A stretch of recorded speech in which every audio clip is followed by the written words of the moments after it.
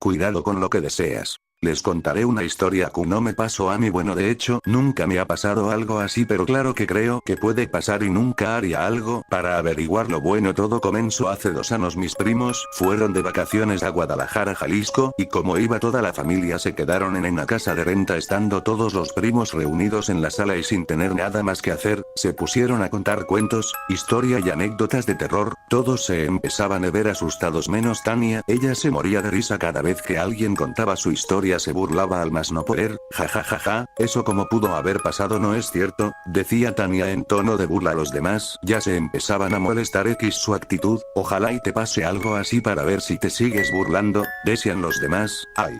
Eso no existe, eso solo le pasa a la gente de mente débil.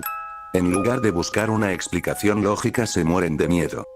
Qué tontos son, decía Tania con seguridad. En fin, así pasó una noche, viendo un programa de reportajes paranormales. Salió un número que según eso era para que experimentaras algo así, a lo que mis primos la retaron. A ver si es cierto, llama a ese número que aparece en el programa, dijo uno de mis primos. Cuando llamaron a ese número decía: si quiere vivir una experiencia paranormal marque 1, si quiere reportar activada paranormal marque 2, etcétera, etcétera. Bueno, el caso es que Tania marcó 1 y enseguida una grabación que decía: espere una visita del más allá. Ja, soltó la carcajada Tania, pues la tendré que esperar a ver qué pasa. Pasaron un par de días y nada, ven que le dije, ya pasaron unos días y nada.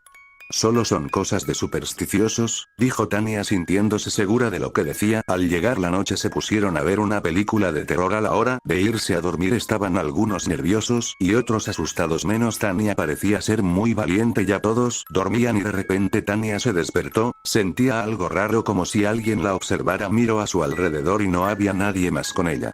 Intentó volverse a dormir pero seguía con esa sensación. De pronto se movió la perilla de la puerta y se empezó a abrir lentamente con ese rechinido que solo se escucha cuando todo está en silencio. Tania esperaba que alguien entrara pero nadie lo hizo. De seguro estos me quieren asustar pero no soy tonta, dijo Tania molesta. Al ir a cerrar la puerta regresó a su cama para volverse a dormir cuando sintió nuevamente esa sensación de que la miraban. Volteó a todos los rincones de su cuarto pero no había nadie. Entonces vio una sombra por debajo de la puerta, se giró la perilla y se abrió lentamente. Ya vienen otra vez a quererme asustar, pero van a ver, pensó Tania levantándose para cacharlos.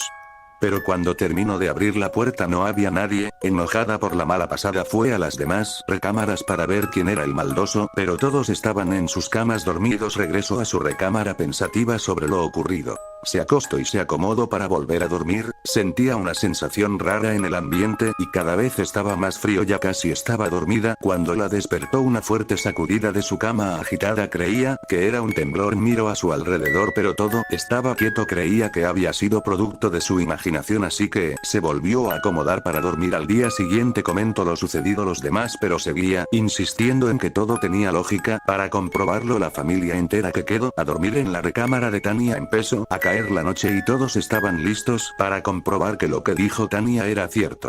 Cansados los venció el sueño. Ya era de madrugada y todos dormían y de pronto Tania sintió otra vez la rara presencia. El ambiente se tornó frío como con una vibra pesada. Tania despertó a los demás. Estaban a la perspectiva de lo que se supone seguiría. De repente la perilla de la puerta comenzó a girar y la puerta se abrió lentamente. Todos asustados gritaron pero Tania los calló. Fue a cerrar la puerta y dijo: «As.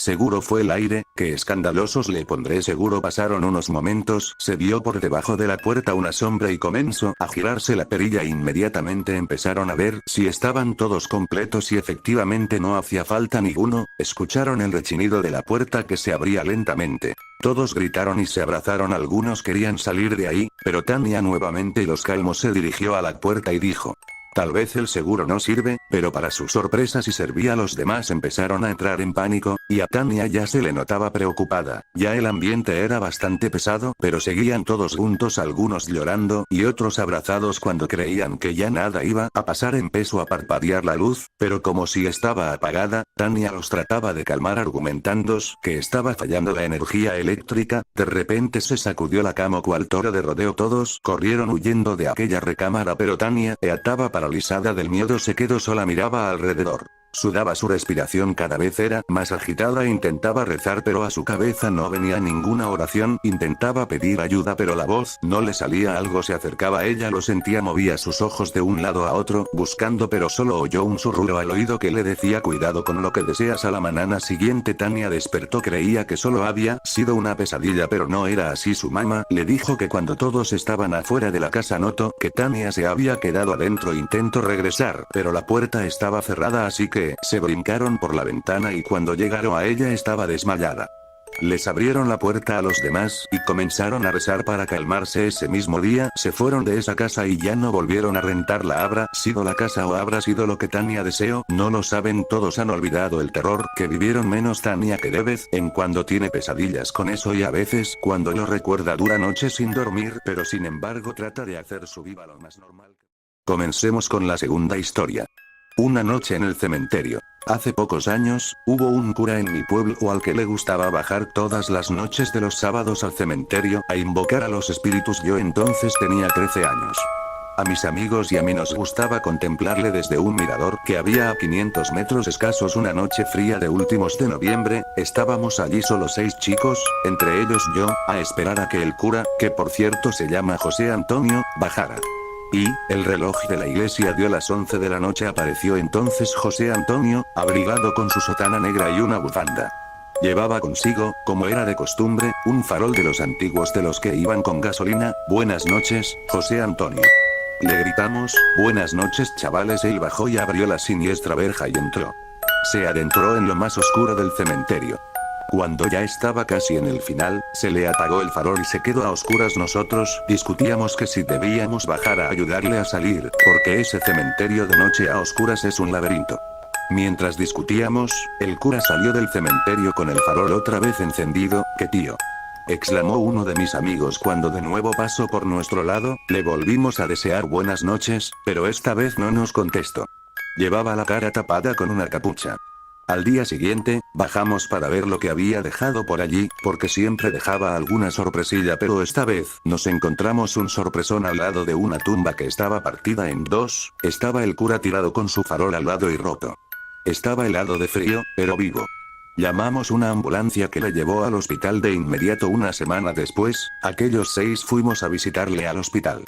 Él me agarró de la mano y, con pánico reflejado en su pálida cara, nos dijo: le vi salir de la tumba y tirarme el farol al suelo.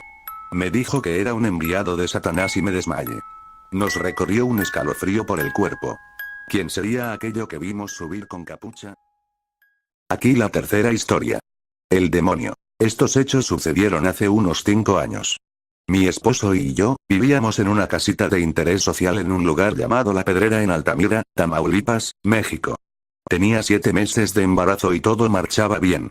Sin embargo, por una crisis en la industria donde trabajaba mi esposo, hubo un gran recorte de personal en casi todas las petroquímicas y se hizo un caos al quedarse muchas personas sin empleo, entre ellas mi marido.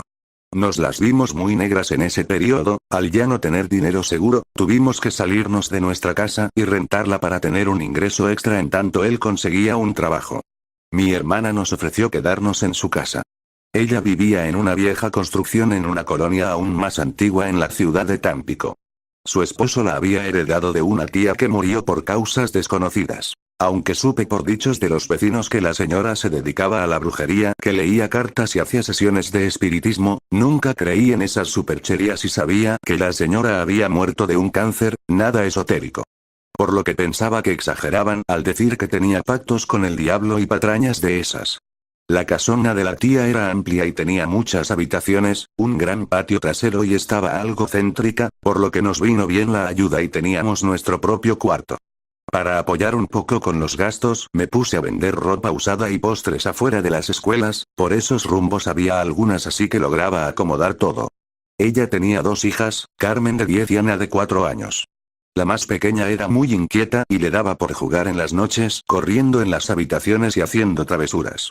Muchas veces incluso se despertaba en las madrugadas y se iba a la cocina a tomarse la leche. En un principio me desagradaba ese comportamiento extraño y más que mi hermana lo solapara. Pero con el tiempo me llegué a acostumbrar y la ignoraba en la medida de lo posible. Yo notaba que de tanto en tanto su comportamiento obsesivo iba en aumento y ese sonambulismo ya era muy preocupante. Mi hermana decía que estaba bien y que pues era problema de ella. Yo con tal de no interferir la dejaba ser entonces. Una noche tuve insomnio, no podía dormir pensando en mi bebé ya que tenía días en que no lo sentía moverse y tenía que ir al doctor. Me paré al baño y después fui por un vaso de agua. Al dar la vuelta en el pasillo, sentí una corriente eléctrica que me recorrió el cuerpo al ver una pequeña sombra parada en medio de lo que era la sala. Luego de observar detenidamente vi que era mi sobrinita Ana la que estaba ahí como dormida. Al verla noté que tenía los ojos abiertos mirando fijamente hacia un ventanal que daba al patio. La tomé de las manos para llevarla a su cama y apenas dimos unos pasos, ella me soltó violentamente y me miró con un gesto de odio al tiempo que me gritaba: "No me molestes, pinche gorda puta". Aquello me hizo sentir un poco de coraje y la impresión por tan semejante grosería hizo que quisiera darle un bien merecida tunda. Enseguida que me dijo eso, la niña salió corriendo por el pasillo y se encerró en su habitación dando un portazo. Nadie lo escuchó. Algo desconcertada me fui a acostar pensando en los problemas de mi sobrina y dejé que llegara la mañana. Antes de irme al ginecólogo para ver el estado de mi hijo, la niña se me quedaba viendo a la panza en tanto desayunábamos y al preguntarle por qué me veía, ella tan solo dijo algo que me hizo estremecer y llenarme aún más de coraje. "El bebé no nacerá". Al decir esto le grité encolerizada pidiéndole que no dijera esas cosas y mi hermana de igual manera la reprendió mandándola a su cuarto. Toda esa mañana estuve pensando en eso. Afortunadamente al llegar al ultrasonido, el doctor me confirmó que el bebé estaba bien, pudimos ver los latidos del corazón. Sin mayor preocupación regresé a casa de mi hermana y hablé con ella acerca del comportamiento de mi sobrina. Ella no quiso discutir conmigo y me dijo tan solo que era un juego de niños. Esa misma tarde, Carmen, la hija mayor de mi hermana, tuvo un accidente que le abrió una herida en su cabeza. Mi hermana dijo que había sido jugando con su hermana. Pero la herida era profunda y mi mente enseguida pensó que mi sobrinita tenía algo que ver en eso. Por lo que se fueron al hospital mi cuñado y ella. Por lo que me pidió que cuidara a Ana y eso me causó incomodidad. Pero era mi hermana y mi sobrina, además estábamos de arrimados así que renuente acepté y traté de pasarla lo mejor posible. Para colmo mi marido no estaría con nosotras esa noche, había conseguido un trabajo en una tienda de conveniencia y le había tocado turno. Sería de madrugada cuando desperté por un mal sueño que no recordaba. La casa y la calle estaban en total silencio, revisé el celular y eran las 3:35 am, tenía sed. Al incorporarme quise encender la lamparita de mesa y me di cuenta que no había luz.